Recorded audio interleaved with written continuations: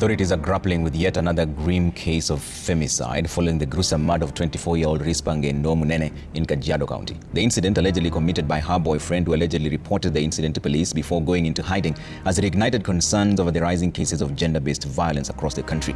Msichana amekuwa tukisikia kuna relationship na kijana kwa miaka tuseme kama miaka 3 miaka 4 hivi. Tukasikia kuna rafiki yako naye na huyo rafiki anamwambia yeye ni afisa wa DCI. So kila wakati wakiongea msichana anasema huyu kijana anaenda baka na chukua simu zake anasiweka kwa ile akiongea inapitia kwake, anasikia vile wanaongea. So amekaa, kwa hiyo ikafika mahali msichana akatuambia kama familia, huyu kijana nimesikia kama siko comfortable na yeye, ndio ananifuata sana mpaka simu zangu anachukua mpaka akaunti zangu za Facebook anaenda anaingia. So nimechoka, nimesikia kama sitaweza kuendelea na yeye. So kwa hiyo hali kumfuata na maswali kumuuliza, akatuambia simu yangu itaenda off. So msiponipata mjue mwili ya Denis iko City Mortuary. Alafu msichana wenu Risper ako Kajiado police station. So mfuatilia kutoka hapo sasa. So kutoka hapo communication yake ikaisha. Ndio tukaanza kukimbia kuuliza ni nini, tukaenda mpaka huko police station yenye alikuwa ameripoti. Tukakuta ripoti iko huko kwamba ni msichana wetu aliuawa. Sasa kutoka hapo ndio tukarudi kuangalia mwili hapa City Mortuary. Tukakuja tukapata msichana ako hapo ameuawa, azini ako hata ameoza, ndio aliuawa on Monday na ripoti ilikuja kufika on Thursday. She thought she was visiting the man she would one day marry. Instead, it became the last night of her life. Risper Ng'endo had been in a relationship for 4 years. A man who allegedly claimed to be a senior DCI officer, someone her family trusted completely. But after she entered his house, she was never seen alive again. Then came the shocking confession call, the disappearing suspect, and a story so disturbing it left many asking, who was this man really? Before we begin, like, comment, share and subscribe to Dark Echoes 254 as we uncover the chilling case of Risper Ng'endo. Dark Echoes 254. So who was Risper Ng'endo? Risper Ng'endo was a woman from Kirima village in Kirinyaga County. Those who knew her described someone whose life revolved around work, family, and a long-term relationship that had been part of her life for years. She ran a small shop at home and was known in her community as someone building a stable future. From a social and family perspective, she was not someone in a casual or unstable situation. The relationship was known and had progressed to the point where marriage was the expected next step. The man linked to her case is Denis Kipkirui Kemei, a 27-year-old from Kericho who became her long-term boyfriend. Over the years, he allegedly presented himself as someone with authority and structure in his life. Specifically, he claimed to be a senior officer with the Directorate of Criminal Investigations based in Nairobi. That image carried weight. It suggested stability, authority, and respectable future. It made him appear like someone who had already secured his place in life and was therefore ready to build a marriage. However, investigations later revealed a very different reality. Instead of a senior DCI officer, Denis was working as a farm worker and caretaker in Isinya Kajiado County. This gap between the image he presented and the life he was actually living became one of the most critical points in the case, especially once the relationship turned tragic.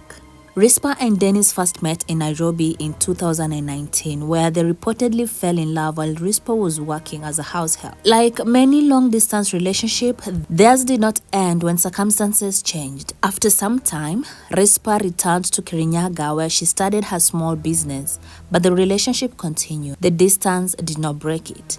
Instead, communication remained consistent and the relationship carried on for years.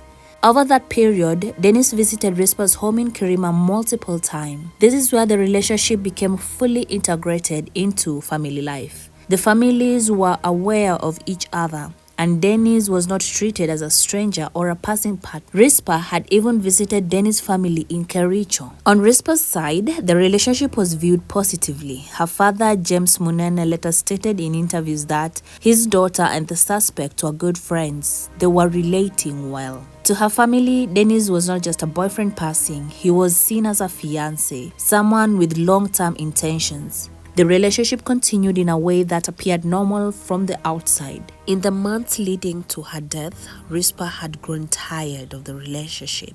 The reason? Denis had become increasingly controlling and jealous. He monitored her phone calls, demanding to know who she was talking to and what conversation were about. He went further. He hacked her phone and would listen through her conversations, who she was talking to, what they were talking about, and also hacked her Facebook account, accessing her private messages and communications. This was not the behavior of a man confident in his relationship. This was a behavior of someone obsessed with control, with knowing every move his girlfriend made, with isolating her from her own autonomy. Risper, exhausted by the surveillance and the jealousy, wanted out. But she was still in the relationship when February 1st, 2025 arrived. Risper would travel to see him when invited, and contact between them remained active.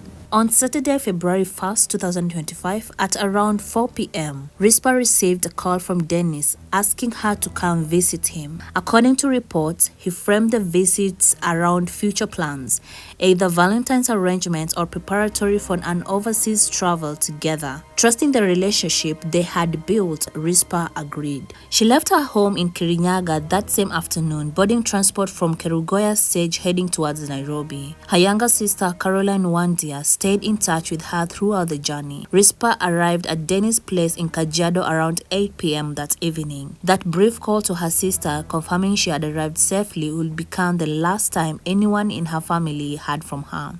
On Monday, February 3rd, 2025, something went horribly wrong inside the caretaker's house where Denis worked in the Ololtepes area of Isinya Kajiado County. According to his own later confession, Denis killed Risper Ng'endo that day.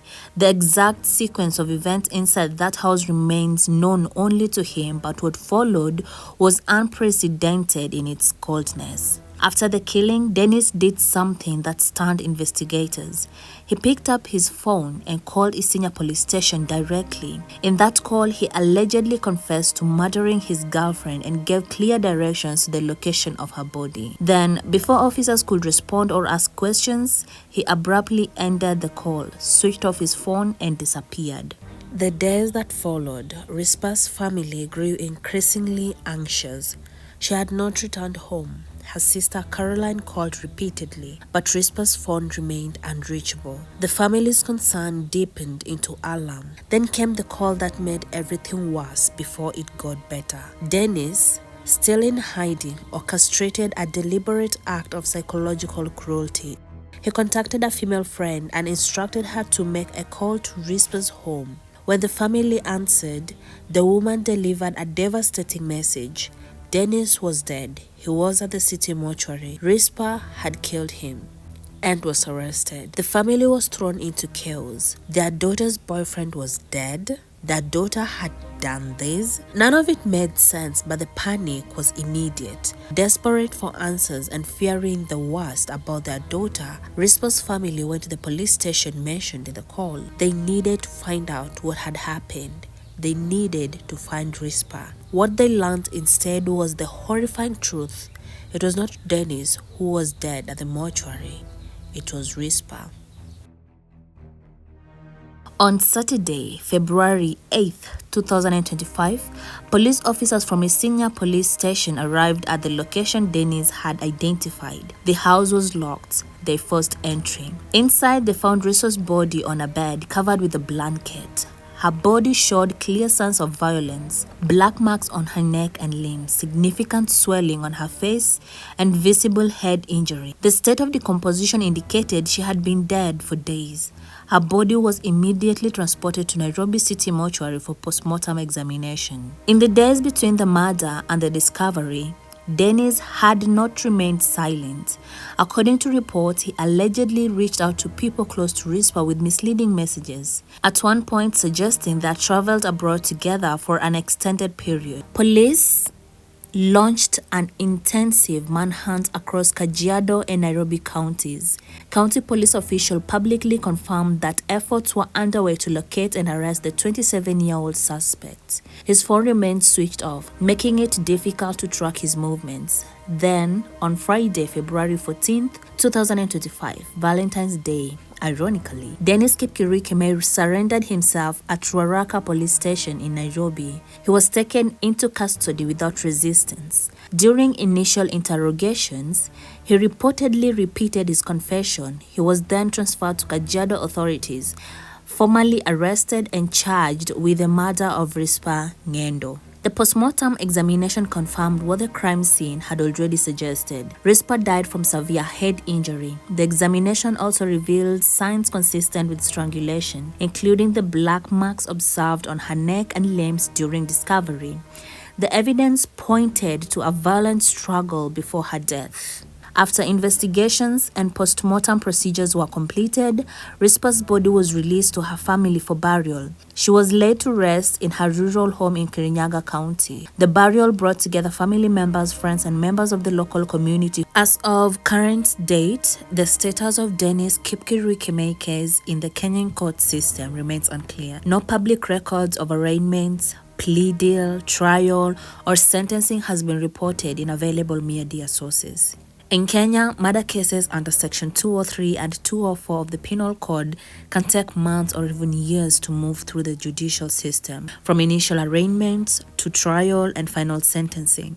The process involves multiple pre-trial hearings, mental assessment if requested, and extensive evidence presentation before a verdict is reached. Whether Denis has entered a plea deal, whether the case has gone to trial, or what his current legal status is, these details has not been made public. Now, this is the story of Risper Ng'endo, a young woman who believed she was building a future with someone she loved, a woman whose trust was repaid with violence, a woman whose death reminds us that danger doesn't always come from strangers. Sometimes it comes from the people we think we know best. Until next time, take care, be vigilant, and I'll see you in the next episode.